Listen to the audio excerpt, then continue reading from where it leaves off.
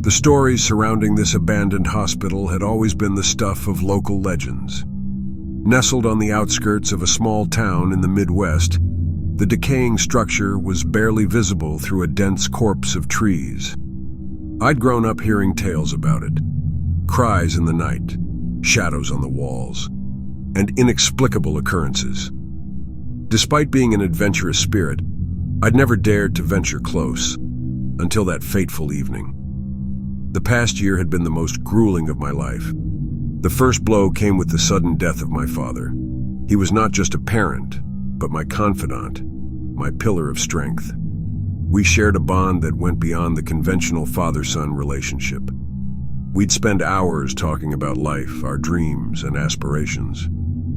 He was my guiding light, always pointing me in the right direction whenever I felt lost. My relationship with Katie was the next to crumble.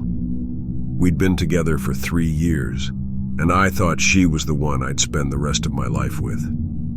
But the shadow of my father's death cast a pall over us. I became distant, detached. Conversations turned into arguments. Love transformed into resentment. We tried, oh how we tried, to find our way back to each other. But grief had built a wall between us, one that seemed insurmountable. It was during one of my aimless drives that I passed the abandoned hospital. Its desolate appearance mirrored my inner turmoil. As I drove by the hospital, memories of the legends intertwined with my own sorrow, urging me to seek solace in its haunting embrace. Some might say it was a foolish choice given my fragile state, but deep down, I hoped that confronting the legends might awaken a part of me that still clung to life. The sun was setting, casting long, eerie shadows as I approached the dilapidated building. Vines had claimed the exterior, and the once white facade was stained with age and neglect. Its windows were broken or boarded up, some even revealing tattered curtains fluttering like specters. The wind whistled through the broken panes, creating a soft, haunting lullaby. I took a deep breath, my shoes crunching on the gravel and broken glass as I made my way to the entrance.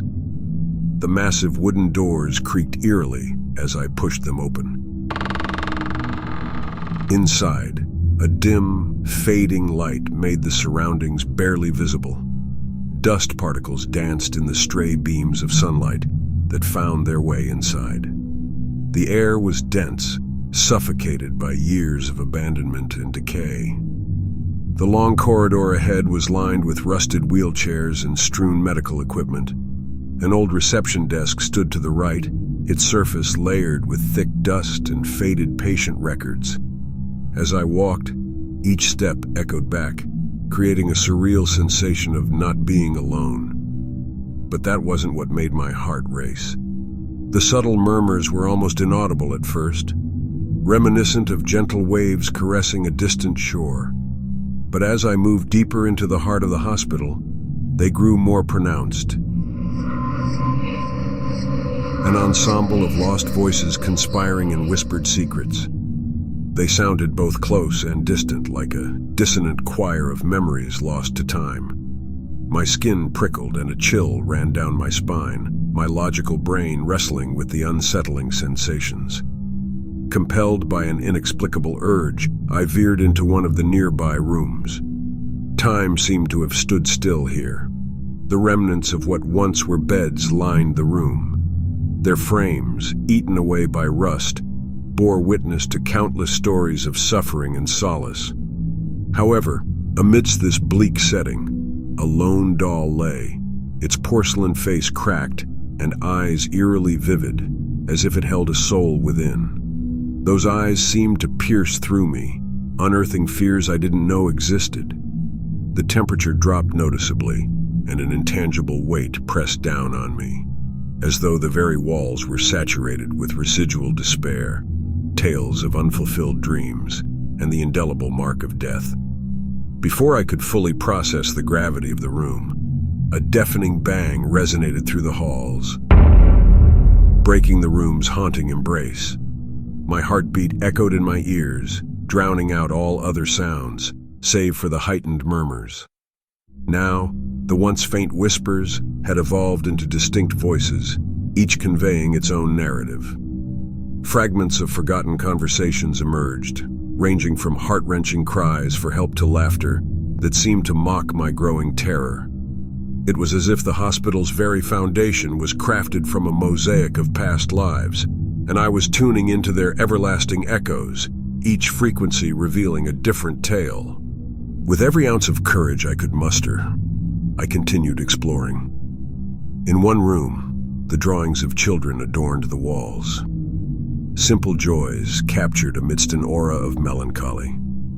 The sight somehow resonated with my own struggles, making me feel even more connected to this place. The deeper regions of the hospital seemed untouched by the passing of time, though they bore the scars of decay. The walls had peeled paint that hung like forgotten memories, and every step felt heavier, as if the very air was laden with sorrow. The old operating theater, hidden behind a rotting door, opened up like a grotesque stage of past horrors. It was easy to visualize the hustle and bustle of the room in its prime. The surgeons, nurses, patients, all playing their part in a dance of life and death. But now, the instruments lay discarded, victims of oxidation. The once shiny scalpels and forceps bore the weight of forgotten surgeries. The air was thick with a metallic tang, reminiscent of iron, and my eyes were inexorably drawn to the irregular dark stains that marred the tiles. They seemed to whisper stories of pain, sacrifice, and final moments. A cold draft grazed my neck, breaking my absorption. An instinctual fear clawed at me, urging me to flee, but I was rooted in place. The sensation of being watched was undeniable. My heartbeat quickened, its rhythm echoing in the silence. As I turned, half expecting some spectral figure from the tales, I was met with emptiness. The room, bathed in shadows, offered no solace, but the eerie feeling persisted, like an invisible shroud, amplifying my vulnerability. Among the debris on a nearby table, a framed photograph caught my eye. Time had faded its colors, but the image was sharp enough to elicit a gasp from me. There, against all reason, was a face I knew intimately. Katie. Every feature, every nuance of her expression was eerily familiar. But it wasn't just the uncanny resemblance that shook me. It was the style of the photograph, its vintage quality. It looked like it had been taken in the early 1900s. The attire, the backdrop, everything suggested an era long past. Confusion warred with fear in my mind. Was this some twisted prank? Or was there more to the hospital's legends than just tales? The walls seemed to close in, and the weight of countless stories pressed down on me. The chilling realization that the hospital's history and my own might be more intertwined than I could ever have imagined began to dawn. The murmurs grew louder, and I felt an overwhelming urge to leave. Yet an inexplicable force drew me to the basement. As I descended the creaky steps, the weight of the darkness pressed on me, and the whispers grew deafening. The descent into the basement felt like entering the bowels of the earth. Dim light from small, grime-covered windows revealed a vast space where the remnants of the hospital's history lay in disarray.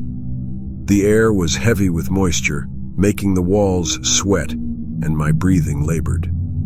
The chains, rusted from age and moisture, hung ominously from the walls and ceiling.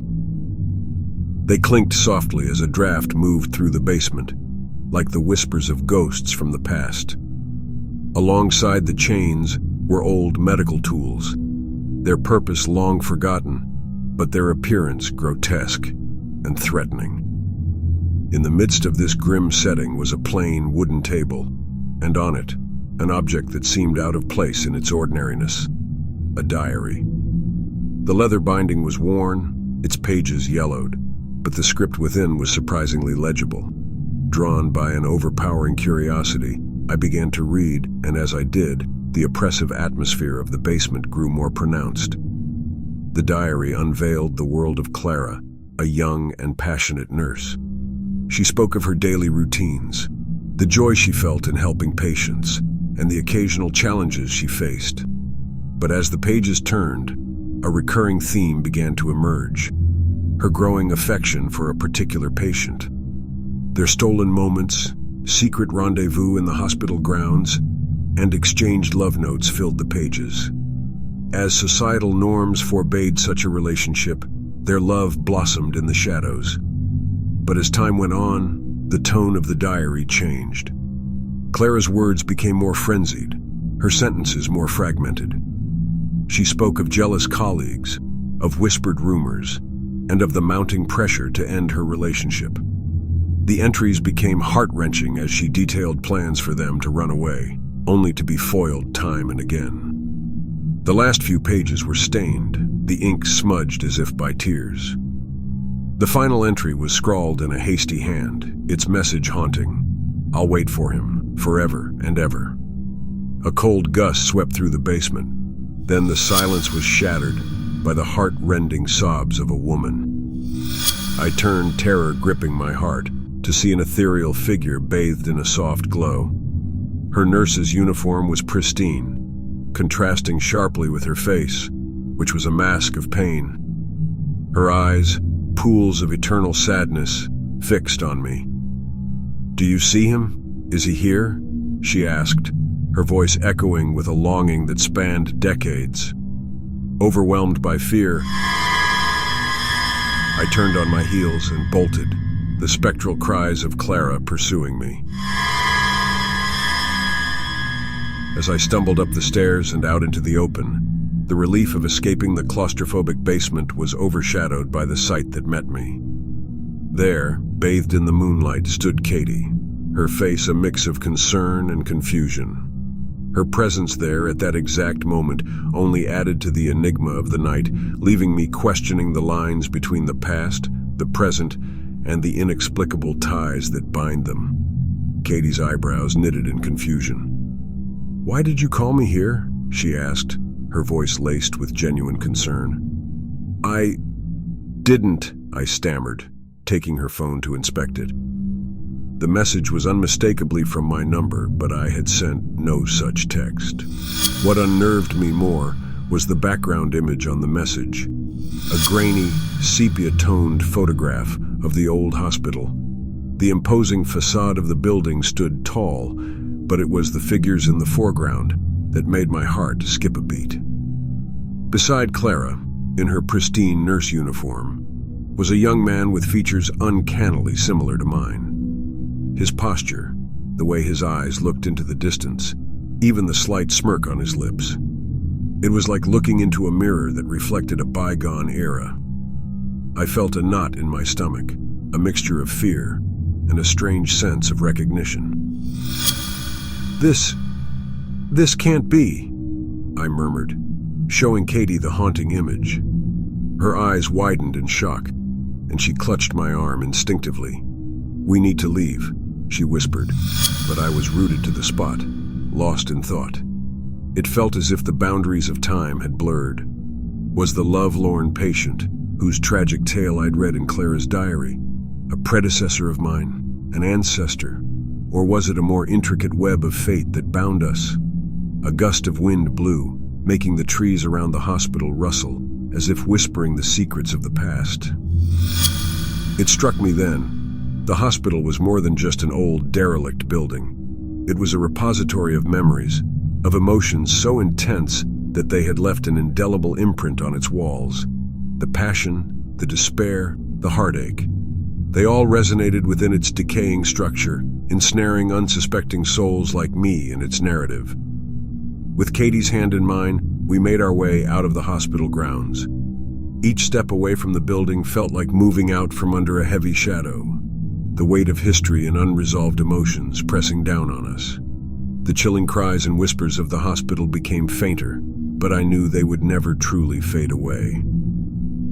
As we walked into the embrace of the modern world, the enigma of the hospital and its intertwined fate with my own was a reminder of the timeless nature of emotions, of love and heartbreak, and of the intricate tapestry of destinies that bind us all.